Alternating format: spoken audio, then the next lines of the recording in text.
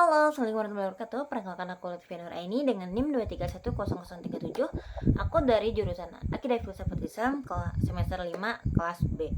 Jadi di sini aku akan menjelaskan tentang beberapa pertanyaan. Yang pertama itu bagaimana agama dijelaskan melalui pendekatan fenomenologi.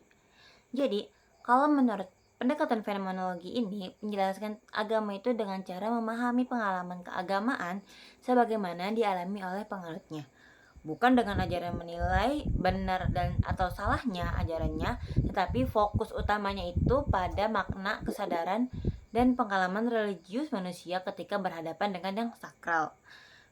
Di dalam pendekatan ini, peneliti ini berusaha melakukan approach atau menangguhkan penilaian pribadi agar bisa melihat agama dari sudut pandang orang beriman itu sendiri. Agama juga dipahami sebagai fenomena yang hadir dalam ritual simbol, doa, dan mitos, dan serta pengalaman batin yang memberikan makna eksistensial bagi manusia.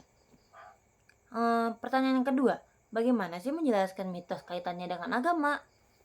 Jadi, mitos dalam agama itu bukan hanya sekadar cerita khayalan, tetapi cerita atau kisah yang sakral yang menjelaskan asal-usul dunia, manusia, para dewa, serta tatanan kosmis. Dan di dalam perspektif fenomenologi ini, mitos itu berfungsi sebagai sarana untuk mengungkapkan realitas ilahi yang tidak sepenuhnya bisa dijelaskan secara rasional.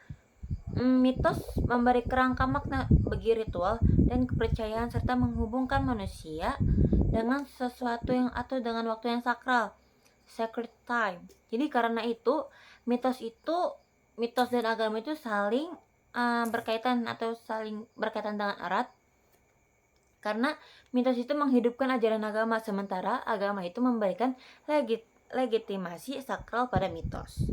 Lalu pertanyaan ketiga, mengapa hubungan manusia dengan yang ilahi sering melalui perantara atau sebagai mediator? Jadi hampir semua, dalam hampir semua agama itu, yang ilahi itu dipahami sebagai realitas transenden, suci, dan melampaui kebatasan manusia biasa.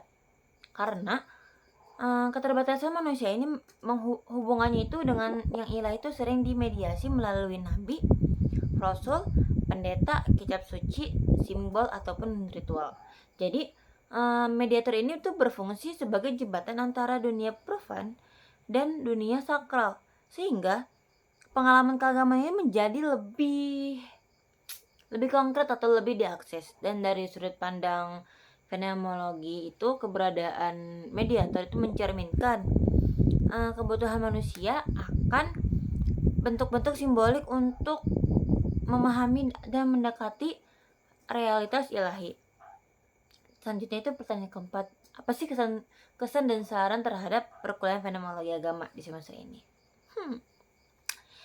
Kalau bagi aku, perkuliahan fenomenologi agama ini memberikan wawasan yang baru dalam memahami agama secara lebih terbuka atau secara lebih objektif dan lebih empatik. Jadi manusia itu lebih sering diajak untuk tidak cepat menghakimi praktik keagamaan lain, tetapi itu dia berusaha memahami makna di balik pengalaman religius ini penganutnya.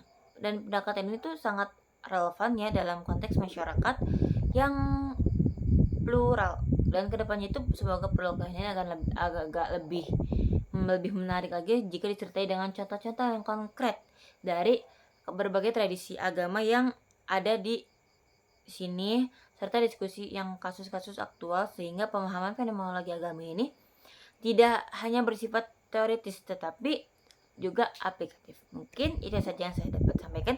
Allahumma fiqh ila. Wassalamualaikum warahmatullahi wabarakatuh. Bye bye.